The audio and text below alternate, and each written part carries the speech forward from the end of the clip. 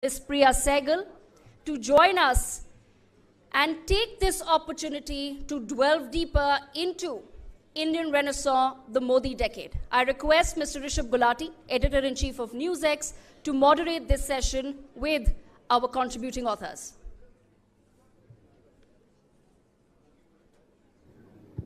Rishabh, over to you.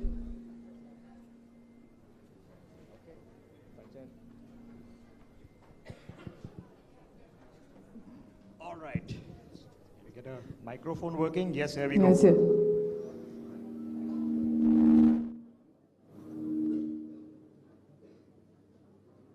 All right. I'm hoping that we are going to be able to have this. I'm hoping you guys can hear me because generally I'm loud enough, but this is a bit of a large auditorium. First of all, I know this has been a journey, and any book, especially a compilation of pieces from 27 people across the world, is an exercise of a project in intelligentsia by itself. Let's start with the premise.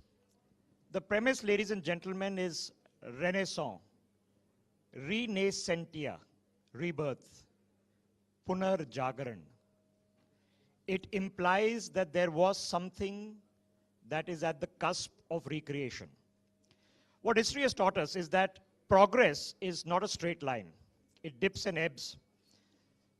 Things go well, and then things go not so well. In 410 AD, Alaric the Goth sacked Rome. So you can sometimes put a date to it. Something changed.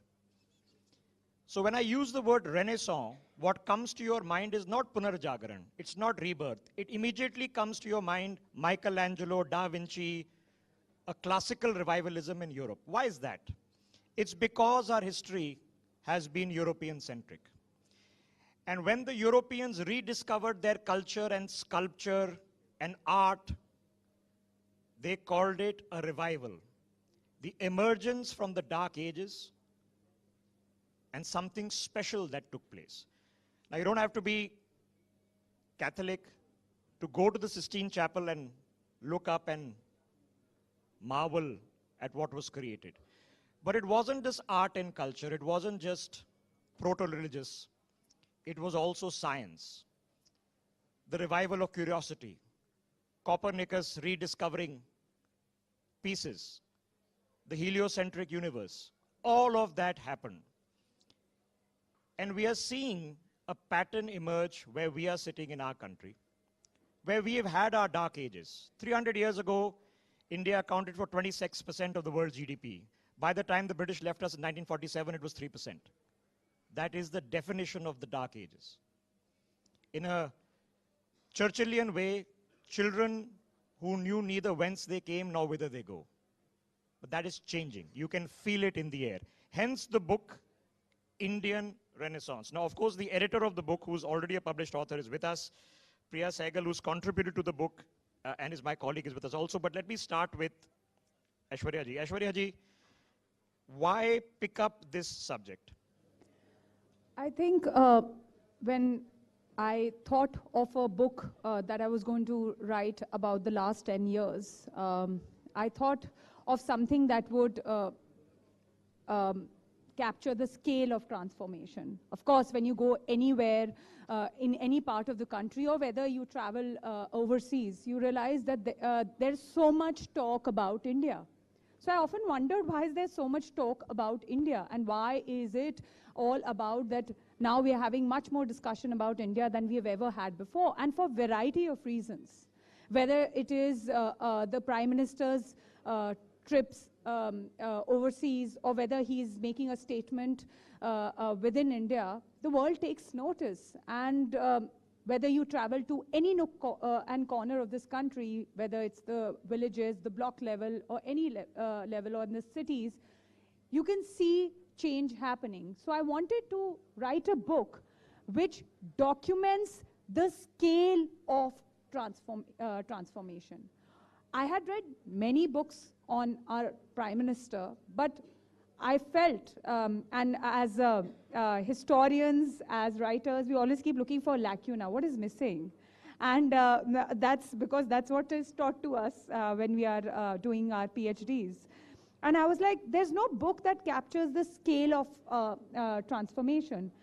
And then I thought that I alone am not an expert on every field that includes this transformation.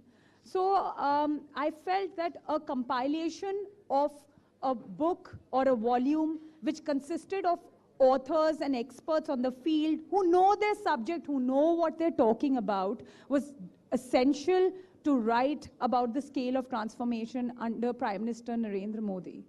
So that is why this book is an edited volume which includes a collection of essays, which is a global plus an Indian deep dive into the decade that defined India, and the definition of that decade is Prime Minister Narendra Modi. You know, sometimes we miss the moment of the history we're living in. Ladies and gentlemen, I just want you to imagine it for a second. As we speak, the statistics will be out shortly, but within the next few months, India will overtake Germany as the 4th largest economy. It is almost impossible to comprehend that in the next few years, we, all of us, are going to see human population peak in numbers, which means there will never have been these many human beings in one place at one time. There shall never be again. India is about to peak, and that means the world is about to peak. So we are at a moment of history. So let's not lose the moment, and let me bring in Priya Sehgal on that, because Priya ji, what Nirmala Sitharaman says in a foreword is, and she's quoting PM Modi from 2014, exactly at the beginning of the decade you're writing about, we are here to undertake fundamental and transformational changes for India to realize its full potential. What is fundamental and transformational? First of all, Rishabh, before I answer your question, I just want to add to what Aishwarya said about the title. It's the Indian Renaissance. We are not saying it's the age of Modi, because it's not a calendar event. It's an emotion. It's much, much more than just a moment in time. That is what Prime Minister Modi has ushered in the last decade and is continuing to do so. It is politics unusual. It is a new way of doing things. His return of the personality cult is something that stands out the most, and that is something. It's not that it wasn't there earlier. We all know Indira Gandhi. We all know what happened then. But today, even after third term, even with a mandate that is diminished, he still looms the largest on the horizon. Today, we are sitting in Delhi as we are having this conversation. Delhi elections. Everybody says, oh, is it about the issue revolving around one man? Is Kejriwal the issue?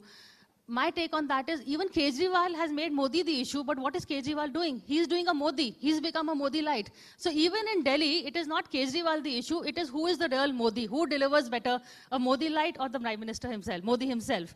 So that is what he's done. In every election, we are seeing either the Prime Minister himself versus someone who is trying to become a Modi. That is what he has done. That is the transformation in terms of the poll narrative, the poll rhetoric, and elections as we know it are now, everything has been modified, as we all say. Okay, so let me pick up on that thought, because the chapter that Aishwarya ji has contributed to this book is called Dismantling a Legacy. So let me just read a line from it. You say Modi has evolved his own doctrine, which is very different from that of his predecessors. What is the Modi doctrine that we've understood in the past 10 years? I think Modi's doctrine is likely in the vision that he's expounded. He has a plan, and he's expounded that plan, that this is what he intends to do for the country, and this is how he's going to achieve it. It's after a very long time do we see a leader and a prime minister who has a clear blueprint of what he intends to do as far as the country is concerned. And he has set these benchmarks, and every time when we meet him in every 5 years, he has another blueprint ready for the next decade or so. And his blueprint goes beyond just the immediate. It is long term. So the clarity is what the Modi doctrine is. The clarity of vision is that he's going to bring about changes which are structural, social, economic, cultural, and every aspect of India is what is something that the Prime Minister has an impact on. he's obviously transformed the Bharatiya Janata Party, who the leader is. And there's a very interesting instance in the book, which I cite. When I was set about to writing this book, I noticed, and those that time elections were going on, and I was doing research at the BJP headquarters, and there's a library there. So once when the BJP won one of the state elections, and so we were told that the Prime Minister would be arriving there. So he always comes to the party headquarters, and the speech he gave to the Karyakartas was a speech in which he was telling them the party is supreme. I am a Karyakarta like you. You are the ones, and the party president. We all work hard, and this is how we achieve results. He's taking everyone along. No matter what critics might say, he takes everyone along. He has developed leadership in different parts of the country, within the party, in different governments across the state. So the Prime Minister, the kind of messaging he gives even to his own party is very, very strong. And every time he goes to the party headquarters, celebrates with the party cadres, and that is what keeps them enthusiastic about the next election or about his vision, because they are a part of that vision, and that's very important for a leader. Okay, so let me pick up. Let's go back 2014 and jog our memories, right? There is a new Prime Minister who's taking oath. It is a ceremony in which neighboring prime ministers have been invited. An oath-taking ceremony happens, and immediately after that Priya Sehgal, we see an Indian Prime Minister grab a broom, get on the streets, and start sweeping. And what we now take for granted as a Swachh Bharat initiative starts. That was 12 years ago. We can all visualize it. And you are all wondering what is actually happening. Is this the immediate priority? And then you realize it's starting with the basics. No, absolutely right. What he's done is he's made leadership accessible to all of us, you know, whether it is him sweeping the broom, whether he's talking from the Red Fort about sanitation. So he's taken your day-to-day issues and put them in the narrative of governance. He is addressing them. He is saying, I'll come into your home. He will see the chula. He will fix the chula. He will talk about the gas delivery. He is actually addressing, walking straight into your homes and sitting there and literally looking at everything that needs to be done, whether it is a house, toilet. So these are the issues that he has, brought to the narrative of governance, which is why, earlier on when we used to have the Congress governments in power, there used to be this whole mystique of leadership, the 10 Janpath. It was, a vague sort of idea, the idea of this thing. Nobody knew what went, very few people were, given access, which even today, I don't think many people get access to Prime Minister's house, but at least there was this idea of 10 Janpath. We didn't know what they thought because they would never communicate with us. We were told what they thought via an Ahmed Patel or via, Fatehdar, whoever the person at that hour was, the political advisor. Here, Prime Minister is talking directly, whether it is because of Twitter or even if there was no Twitter, I'm sure he would have found a way. It is a direct communication. He's got rid of the interpreters. He's got rid of even, we keep saying that even the media, which is what the BJP loves to tell us. But in a way, they are right, because there is no room for misinformation, misunderstanding. It is a direct communication, and he's talking directly to us. And what is he talking about? He's talking about your day-to-day issues, which is what the people really want to know. The middle class is, feeling a bit unhappy because we are also, the middle class is used to another narrative of governance. So what Aishwarya wrote, dismantling a legacy, he's also dismantled the gatekeepers. The legacy is also of the gatekeepers, the people who carry the narrative forward. So there is a whole levels that has been dismantled of the old order, which is what the book really is all about. So let me pick up on that thought, because as Prasanna Rajan, who's sitting here in the audience, in his chapter, and he's calling it the Redeemer's Right. Now he writes, an establishment that distrusted India's cultural ancestry, its civilizational memory, power in 2014 intensified its campaign for rebuilding a nation. Redeemers don't want the foreword to their saga to be written in haste. What was the identity crisis then, Aishwarya ji, that we have been facing, and what are we now? How do we identify ourselves in this new India of an Indian Renaissance? Under Prime Minister Modi, we identify ourselves as a culturally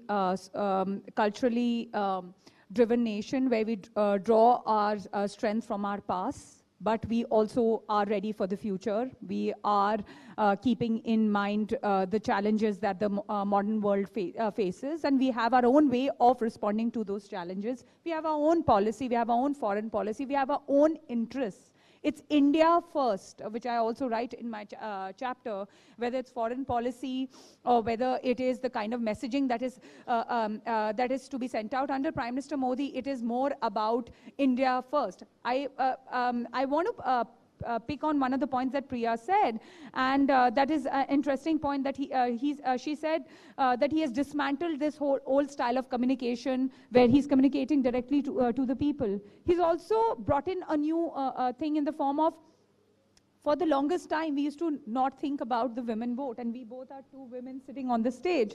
And now he's made it to be such that every party is addressing and looking at women, and looking at the question of women, and are addressing the women voters. Otherwise, women were just seen as a +1 to their husbands or any male members of the family. But now with the Prime Minister's direct vote appeal, he looks at the women far beyond just being an addition to a +1.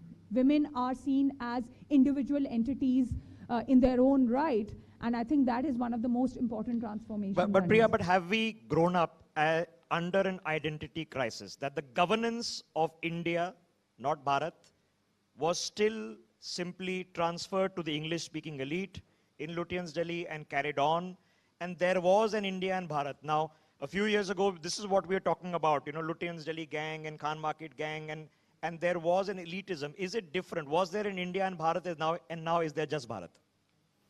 Yeah, there was, it's very interesting because Rahul Gandhi is the one who first talked about India and Bharat, when he began his discovery of India towards, trying to figure the other India, Bharat, and he came out saying there are two Indias, there is India and Bharat, but he didn't go beyond the rhetoric.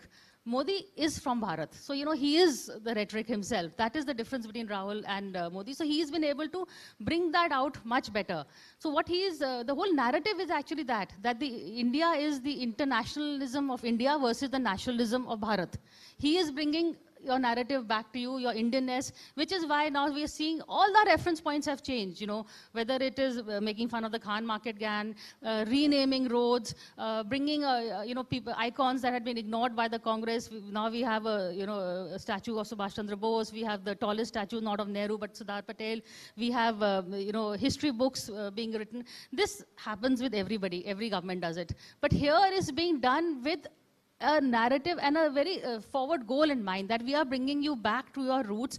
Do not be ashamed of quoting Indian authors and Indian, instead of just talking Shakespeare and aping the West. Look within you for your own identity. That is what he has actually brought back. And even, if you look at it in terms of the people you meet, the people who are, at the governance level, the schools you would like to send your kids to. Earlier on, the people didn't ask girl or boy. They used to ask do or vellums, because the minute the child is born, they want to get them registered in one of these public schools where prime ministers went, the Eatons of India.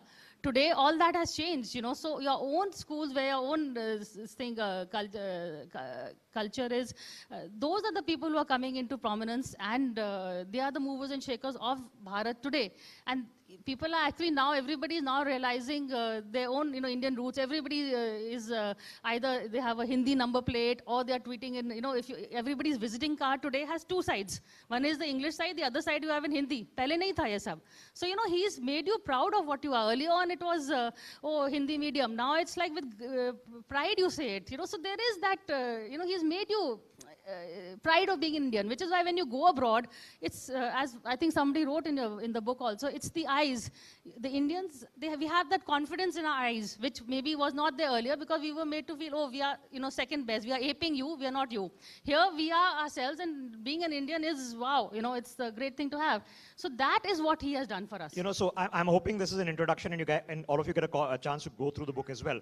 So as Prasanna Rajan talking about the Redeemer, Kartikeya Sharma talking about the catalyst. Now let me bring this point in, because we are talking about, at the very beginning, the premise is drawn Sabka Saath, Sabka Vikas. And you know that has evolved to Vishwas and then Prayas. Now, was this then just a motto, or was it something to live by, which has been proved over 12 years? So here's an instance. We all know what happened. Karthik Sharma writes, in contrast, in 1986, a year after the Supreme Court mandated that Muslim husbands who gave talaq must provide monthly maintenance to their wives, a decision opposed by Muslim hardliners, Rajiv Gandhi's government reversed the decision through legislation. We all know this incident, and we know that the present government has, of course, acted on triple talaq. Aishwarya Pandit, now... But Rajiv Gandhi was advised by someone who now minister in this government. Yeah, earlier. Yeah, but the premise I'm trying to draw is that Rajiv was supposed to be the technocrat with new vision, new technology, new ideas, and then this happened, which many still consider was not a progressive decision. Have we lived up to Sabka Saath, Sabka Vikas? One of the most important things, whereas the Prime Minister is concerned, is the consistency with what he says and what he does. Because if it's, I think over a period of time when I mapped different aspects while writing my chapter, I realized that most of it was not rhetorical, but it was more into terms of practice, in terms of the schemes of the Government of India, or whether the implementation of the schemes, or the general outlook. If he said it was India first as far as foreign policy was concerned, it was India first. If he said we want to be proud of our cultural heritage and we should celebrate it, he set things in motion which would ensure that that there was a certain sense of a cultural pride and a certain sense of being as far as an Indian was concerned. So I think the most important aspect of the Prime Minister's thing is consistency. What you say is what you do and what you see. He's always said that he wants to take everyone along. And I still remember in my interview, which I did in Patna during the Lok Sabha elections, he said, my schemes are for everyone. It targets a wide cross-section of the people, and it's with an idea in mind. For example, toilets. Who thought of toilets? Of course, we've heard so many speeches from Red Fort, from many prime ministers, but I've never heard of toilets. Nobody talked about how toilets were necessary for the privacy and dignity of women. And we were all these people who were constantly traveling and going here and there. And we spoke of Western countries and their facilities. But nobody, as far as the leadership is concerned, ever spoke of toilets. Now, someone might say it's such a basic thing. What's the big deal about it? But for a large cross-section of the people who still have to defecate outside, I think the very discussion of it is very, very significant. And then the toilets building activity did begin, and toilets were built at a remarkable speed. So it's not just that he took this idea that sanitation and those facilities were very necessary. So I feel it's the consistency and not the rhetoric which defines his decade. You know, my last opportunity to claim I'm still in my 30s is running out very, very fast. But even in growing up, the last generation that remembers is mine, that remembers when we ran out of foreign exchange, no money to buy petrol, schools in the national capital had to be shut. And a new generation, hopefully, will never see those kinds of days. It's a perspective, it's a frustration. I remember when COVID was just ending, I wanted to take my parents out for a drive. And this Meerut Expressway had just started. And nothing could be imagined something like this could be built in India. It's been a journey. So from the catalyst to the redeemer, and as Priya Sehgal has written in her chapter, also the disruptor, we get a chance to have this conversation through the course of the next 1 hour. Thank